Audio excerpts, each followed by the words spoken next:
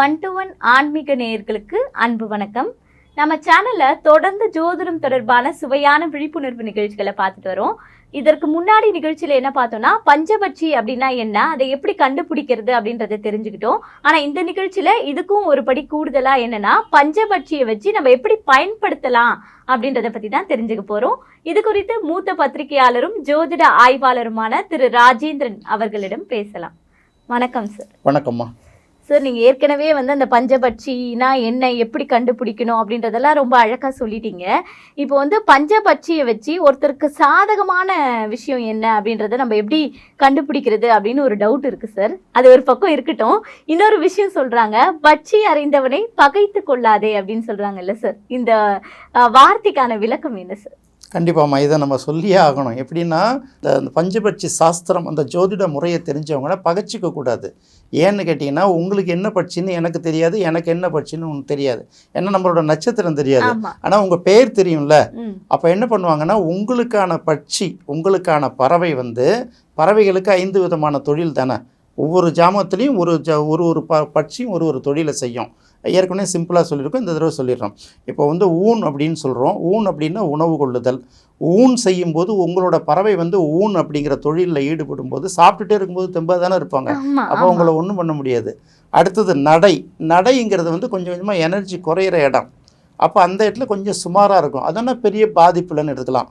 அடுத்தது அரசு அப்படின்னு சொல்லுவாங்க. அரசுன்னா ஆட்சி பீடத்தில் உட்காந்துருக்கிற பவர். ஆட்சி பீடத்தில் இருக்கிறப்போ உங்கள்கிட்ட நான் மோதணுன்னா எனக்கு மூக்கு உடஞ்சி போய்டும், வாயை மூடிட்டு இருக்கணும். அடுத்தது துயில்னா தூங்குதில்ல, தூங்குறப்ப தலையில் கல்லை தூக்கி போட்டுடலாம் இல்லையா. அடுத்தது சாவு, அட்ரஸே இல்லை, அவ்வளோதான், கீழே தள்ளி மேலே மண்ணை போட்டு மூடிடலாம். இப்படி தான் எடுத்துக்கணும். அப்போ உங்களுடைய பட்சி இந்த ஜாமத்தில் என்ன தொழிலை செஞ்சுக்கிட்டு இருக்கு அப்படின்னு பார்க்கும்போது, உங்கள் பட்சி தூக்கத்தில் இருந்தாலோ சாவில் இருந்தாலோ ரைட், உனக்கு எகென்ஸ்டாக பெட்டிஷனை பொறுத்துக்கு தான் சரியான டைமு.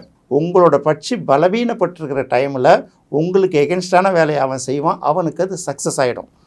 புரியுதா? அதனால தான் பட்சி அறிந்தவனை பகைத்து கொள்ளாதே அப்படின்னு சொல்கிறது இதுக்கு தான். அப்போ உங்களோட பட்சி எந்த நேரத்தில் என்ன தொழிலில் இருக்குது அப்படிங்கிறத நீங்கள் தெரிஞ்சுக்கிட்டிங்கன்னா அதுக்கு தகுந்த மாதிரி நீங்கள் ரியாக்ட் பண்ணுவீங்கல்ல. அதுதான் இப்போ இந்த டாப்பிக்குக்கும் இந்த கேள்விக்குமே நல்ல தொடர்பான ஒரு கேள்வி தான் இப்போ நம்ம சொல்லிடுவோம். முன்னுரையிலே நம்ம பேசும்போது என்ன சொல்கிறோம், 5 விதமான தொழில் அப்படிங்கிறோம். ஒவ்வொரு ஜாமம், அதாவது பகலில் 5 ஜாமமாகவும் ராத்திரியில் 5 ஜாமமாகவும் பிரிச்சிருக்காங்க பஞ்சபட்சிக்கு. காலையில் இந்த முதல் ஜாமத்தில் ஒரு பறவை ஊன் எடுத்ததுன்னா அடுத்த ஜாமத்தில் அது நடைக்கு போயிடும். அடுத்த ஜாமத்துக்கு பார்த்திங்கன்னா ரூலிங் பண்ண போயிடும். அடுத்த ஜாமத்தில் தூங்கும், அடுத்த ஜாமத்தில் செத்து போயிடும். அப்புறம் இரவில் வேற ஆரம்பிக்கும். இதில் இந்த பறவைகள் முதல் ஜாமத்தில் என்ன தொழில் செய்து அடுத்தடுத்த ஜாமத்தில் என்ன தொழில் செய்து அப்படிங்கிறதுக்கு ஒரு பட்டியல் இருக்குது, அட்டவணை இருக்குது. இது சாதாரணமே பார்த்திங்கன்னா இந்த பஞ்சபட்சி தொடர்பான அந்த அட்டவணையை பார்த்தாலே நம்ம தெரிஞ்சுக்கலாம். இப்போ அதே போல் இப்போ ஞாயிற்றுக்கிழமையும் செவ்வாய்க்கிழமையும் பார்த்திங்கன்னா வல்லூருங்கிற பறவைக்கு ரொம்ப அதிகாரமான நாள். இது நான் சொல்கிறது வளர்பிறையில். தேய்பிறையில் பார்க்கும்போது அதே நாட்களில் செவ்வாய்க்கிழமை அதுக்கு பலவீனமாயிடும். அந்த மாதிரி வருது இல்லையா. இதுக்கான டைம் டேபிள் நீங்கள் பார்த்தீங்கன்னா பஞ்சபட்சி தொடர்பான நூல்களை எடுத்து பார்த்துக்கலாம். இன்னும் சொல்லப்போனால் மாரிச்செட்டி சார் எழுதக்கூடிய பஞ்சபட்சியால் உலகை வெல்வோம் அப்படிங்கிற ஒரு புக்கில் அதை தெளிவாக எழுதியிருக்காரு.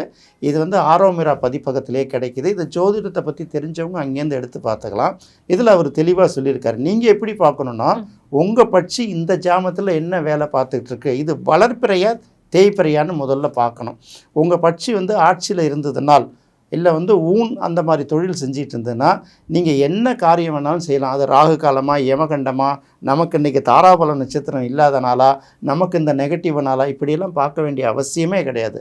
அப்போ அந்த டைம் டேபிளை மட்டும் வாங்கி கையில் வச்சுக்கலாம். இது எல்லாருமே மனப்பாடமாக பண்ணிக்க முடியாது. அந்த மாதிரி அந்த டைம் டேபிளை வாங்கி வச்சுக்கிட்டு கூகுளில் கிடைக்குமா? கூகுள்லேயே கிடைக்கும். கூகுளில் நம்ம அந்த ஜோதிடம் தொடர்பான நிகழ்ச்சியில் பார்த்தீங்கன்னா இந்த டைம் டேபிள் இருக்கும். இன்னும் அவங்க தெளிவாக பார்த்துக்கணுங்கிறதுனால தான் நான் இந்த புத்தகத்தையே நான் உங்களுக்கு நான் விளக்கமாக சொல்கிறது. பிழை இல்லாமல் நல்லா பார்த்துக்கலாம். இப்போ ஒன்று படிப்போம், இதில் ஏதாவது டவுட் வந்துன்னா யாரை போய் நம்ம கேட்க முடியும்? ஒரு ஆசிரியர்கிட்ட படித்தோம்னா நமக்கு சந்தேகம் அவங்கள்ட்ட கேட்டுக்கலாம் இல்லையா.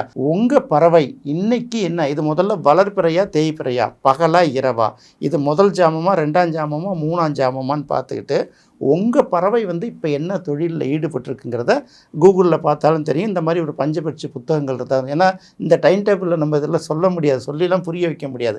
இதில் டைம் டேபிள் பார்க்குறது தான். போக போக உங்களுக்கு பழக்கமாயிடும். ஏன்னா உங்கள் பறவை மட்டும்தானே என்னன்னு பார்க்க போகிறீங்க. அதற்கு தகுந்த மாதிரி அதில் நீங்கள் நல்ல நேரத்தை பார்த்து குறிச்சிக்கலாம். ஒரு வேலைக்கு போகிறீங்க, ஒரு முக்கியமான நபரை பார்க்க போகிறீங்க, இல்லை ஏதாவது ஒரு புது முயற்சி எடுக்க போகிறீங்கன்னா, நாளை தெரியாது நட்சத்திரம் தெரியாதுன்னு இந்த டைம் டேபிள் வச்சுக்கிட்டு நம்ம பறவை வந்து இப்போ ஊனில் இருக்குது, அப்போ நம்ம வந்து கண்டிப்பாக போகலாம். நம்ம பறவை இப்போ ஆட்சி ரூலிங்கில் இருக்குது, அப்போ இப்போ என்ன செய்தாலும் காரியம் வந்து சக்ஸஸ் ஆகும் அப்படின்னு போகலாம். இப்போ நீங்கள் ஒரு நல்ல காரியம் தொடங்குறப்போ, முயற்சி பண்ணுற காரியங்கள் தொடங்குறப்ப, இப்போ நம்ம கட்சி வந்து சாவில் இருக்குது, நம்ம கட்சி துயிலில் இருக்குன்னா வேணாம் ஒத்தி போடு, இன்னும் 2 மணி நேரம் கழித்து போகலாம். அப்புறம் வந்து இந்த மாதிரி இந்த பட்சி இந்த இடத்துல என்ன ஆப்ரேஷன் ஆகிட்டுருக்கு, அதோட நிலை என்னன்னு பார்த்து நீங்கள் காரியத்தை இறங்குனீங்கன்னா ஜெயிக்கலாம். திருமணமே பார்த்தீங்கன்னா அவங்களுடைய பட்சி என்ன, அவங்களுடைய பெயருக்கு என்ன பட்சி, அவங்களோட நட்சத்திரத்துக்கு என்ன பட்சின்னு பார்த்து அந்த நட்சத்திரத்துக்கு தகுந்த மாதிரி அவங்களுடைய பட்சி இதில் அந்த என்ன ஊனில் இருக்கா அரசில் இருக்கான்னு பார்த்து கரெக்டாக நேரம் குடிச்சு அதில் காரியத்தை தொடங்கும்போது இவன் நிறைய திருமணங்கள் கூட அப்படி நடந்துருக்குது அப்படின்னு சொல்லுவார் நண்பர். அதனால் அதுக்காக பார்த்துக்கோங்க. நம்ம யாரையும் டிஸ்டர்ப் பண்ணுறதுக்காக பார்க்கணுங்கிற அவசியம் இல்லை. எனக்கு முதல் கேள்வி இப்படி தானே கேட்டீங்க, பகைத்து கொள்ளாதேன்னு சொல்லிட்டு. சரி, எதிரிகளை வெல்லணும், ஒரு வழக்கு நடக்குது, இல்லை ஒரு போட்டியில் ஜெயிக்கணுன்னா கூட அந்த மாதிரி சில நேரங்களில் நம்ம கை எடுத்துக்கிறதுக்காக இந்த டைம் டேபிளை நீங்கள் பார்த்துக்கோங்க. பார்த்துக்கிட்டு நீங்கள் அதை வந்து செஞ்சிங்கன்னா உங்களுக்கு அது பயனுள்ளதாக இருக்கும். இதுதான் வந்து இந்த பார்ட்டில். ஏன்னா இந்த டைம் டேபிளை ஃபுல்லாக சொல்ல முடியாது இல்லையா, அதனால் இதை நீங்கள் பார்த்துக்கலாம். டைம் டேபிள் எடுத்துக்கலாம். உங்கள் மொபைல்லே நீங்கள் ஃபோட்டோ எடுத்து கூட உங்களுக்கான தேதி நாளெல்லாம் பார்த்துக்கிட்டு இப்படி பார்த்துக்கிட்டிங்கன்னா தெரிய போகுது, பார்த்துக்கிட்டிங்கன்னா நல்லாயிருக்கும். இப்போது உங்கள் பட்சி என்ன தொழில் பண்ணுது அப்படின்றத இந்த மாதிரி பார்த்து தெரிஞ்சுக்கலான்றத ரொம்ப எளிமையான வழியெலாம் சொன்னீங்க சார். அது ஒரு பக்கம் இருக்கட்டும். இருந்தாலும் இப்போ இந்த போட்டின்னு ஒன்று எக்ஸாம்பிளுக்கு எடுத்துக்கிட்டோன்னா 2 பேருக்கும் ஒரே பட்சியாக இருக்கும்போது அவங்க எப்படி சார் யார் வெல்லுவாங்க? இப்போ நீங்கள் சொன்னீங்க இவங்களுக்கு வேறு பட்சினா அது வேற, 2மே ஒரே பட்சியாக இருக்கும்போது யார் வெல்லுவாங்க 2 பேரில்? அதான் இதில் தான் ரொம்ப முக்கியமாக பார்க்க வேண்டியிருக்கும். எப்படின்னா 2 பேருமே ஈக்குவல் ரேங்கில் இருக்கும். 2 பேருக்குமே ஒரே பட்சின்னா இப்போ எனக்கும் வல்லூர், எதுக்கு போட்டி போடுறவனுக்கும் வல்லூர், அப்போ 2 பேருக்கும் ஒரே ஆட்சி தான் ஓடிட்டுருக்கோம், ஒரே சாவு தான் ஓடிட்டுருக்கோம். அப்போ 2 பேரும் இருந்தால் யார் ஜெயிப்பாங்க அப்படிங்கிறதுக்கு ரொம்ப முக்கியமாக பார்க்கணும். இது எப்போதுமே சரி வராது. எல்லாருக்கும் ஆணைக்கும் அடிசருக்குங்கிற மாதிரி சில சர்க்கிள் வரும். இருந்தாலும் என்ன சொல்கிறாங்கன்னா 2 பட்சியும் ஒரே பட்சியாக இருந்தால் அப்போ அவங்களில் யார் ஜெயிப்பாங்கங்கிறத எப்படி கண்டுபிடிக்கிறதுனா, இந்த 5 தொழில்கள் இருக்குல்ல, இந்த 5 தொழில்களில் வச்சு அவன் சில அடிப்படையாக சில விஷயங்களை சொல்கிறான். இவங்க பட்சி வந்து ஊனில் இருந்தால் என்ன, நடையில் இருந்தால் என்ன, அரசில் இருந்தால் என்ன, துயிலில் இருந்தால் என்ன, சாவில் இருந்தால் என்ன, 2 பேருக்கும் ஒன்றே தானே நடக்கும். அப்போ என்ன அப்படி சொல்கிறாங்கன்னா 2 பட்சியும் 2 பேருக்கும் ஒரே பட்சியாக இருந்து 2 பேரும் மோதுகிற டயத்தில் அவனுடைய பட்சி வந்து ஊன் அப்படிங்கிற தொழிலில் இருந்தால் இந்த 2 பேரில் யார் வயசில் மூத்தவனோ அவன் ஜெயிச்சிருவான் அந்த போட்டியில். அடுத்தது இப்போ 2 பேரோட பட்சியும் ஒரே பட்சியாக இருக்கிற பட்சத்தில் 2 பேரும் மோதும்போது அவனுடைய பட்சி நடை பயின்றுக்கிட்டு இருந்தால் அதில் வந்து இதில் 2 பேரில் வயசில் ஒருத்தன் யாருக்காவது ஒரு வயசாவது வித்தியாசம் இருக்கும், இல்லை ஒரு நாளாவது வித்தியாசம் இருக்குல்ல, இதில் யார் வந்து 2 பேரில் வயசு சின்னவனோ அவன் ஜெயிச்சிருவான். இப்போ 2 பேரோட பட்சியும் ஒரே பட்சியாக இருந்து இந்த பட்சி வந்து துயில் உறக்கத்தில் இருந்ததுன்னா இதில் யார் வந்து உயரமானவன் இருக்கானோ அவன் ஜெயிச்சிருவான். இப்போ ஒரு பட்சி இப்போ 2 பேருக்கும் ஒரே பட்சியாக இருந்து 2 பேருக்கும் ஒரு போட்டி நடக்கும்போது இல்லை மோதல் நடக்கும்போதோ அவங்களோட பட்சி வந்து சாவு இறப்பில் இருக்குதுன்னு வச்சுக்கோங்களேன், இவனுக்கும் பயன் இல்லாமல் போயிடும், அவனுக்கும் பயன் இல்லாமல் போயிடும். அதாவது எப்படின்னா இவனால் அவன் பாதிக்கப்பட்டிருப்பான், அவனால் இவன் பாதிக்கப்பட்டுருவான். 2 பேருக்குமே லாபம் இல்லை அப்படிங்கிற இழப்பு தான், 2 பேருக்குமே இழப்பு. அப்போ நம்ம முதல்ல சொன்ன கான்செப்ட் தான், சாவில் இருக்கிறப்ப எந்த வேலையும் செய்யாமல் இருக்கிறது நல்லது அவங்களுடைய பட்சிங்கிறது தான். இது வரும் முக்கியமான குறிப்பாக தான். 2 பேரும் சமபட்சிம்பாங்க. இதுக்கு 2 பேருக்கும் ஒரே பட்சியாக அந்த 2 பேரும் மோதுனா யார் ஜெயிப்பாங்கன்னா அந்த தொழில் அடிப்படையில் உயரமானவன் ஜெயிக்கலாம், குள்ளமானவன் ஜெயிக்கலாம், இல்லை வந்து அழகானவன் ஜெயிக்கலாம், இல்லை வந்து வயசில் குறைந்தவன் ஜெயிக்கலாம். சில நேரத்தில் 2 பேருமே பாதிப்போடு போயிடுவாங்கல்ல. வெற்றி தோல்வி இருந்து டையில் முடிவடைந்ததுங்கிறத விட 2 பேருக்குமே லாஸுங்கும் போது வாயை மூடிட்டு கம்முன்னு வந்துடலாம்ல. அதை வந்து கொஞ்சம் பார்த்து செயல்படலாங்கிறது ரொம்ப முக்கியமான கேள்வி தான், நல்ல கேள்வி தான். இதுதான் பதில். இப்போது ஒருத்தருடைய ஜாதகத்தில் வந்து இந்த தசாபுத்தி அப்படின்றது ஒன்று இருக்கிற மாதிரி, இப்போ பட்சிகளுக்கு ஒரு தொழில் சொன்னீங்கல்ல, அந்த தொழில் நடக்கும்போது இன்னொரு பட்சியோட பாட்டு ஏதாவது அந்த தொழிலில் இருக்குமா சார்? கண்டிப்பாக இதை ரொம்ப தெரிஞ்சுக்கணும். நம்ம மேலோட்டமாக ஒரு திசையை மட்டும் சொல்கிற மாதிரி திசா புத்தி எடுப்போம், புத்தி அந்தரம்லாம் எடுப்போம், திசை புத்தி அந்தரம்லாம் எடுப்போம்ல. அது மாதிரி ஒரு பட்சியோட தொழில் செய்யும்போது, அதாவது ஒரு பட்சி வந்து ஒரு நேரத்தில் ஒரு தொழில் தான் செய்யும். ஒன்று ஊனில் இருக்கும், அல்லது நடையில் இருக்கும், அல்லது வந்து அரசில் இருக்கும், அல்லது துயிலில் இருக்கும், சாவில் இருக்கும். இப்போ என்னென்னா அந்த 6 நாழிகை எடுத்தோம் இல்லையா, 2 மணி நேரம் 24 நிமிஷம்.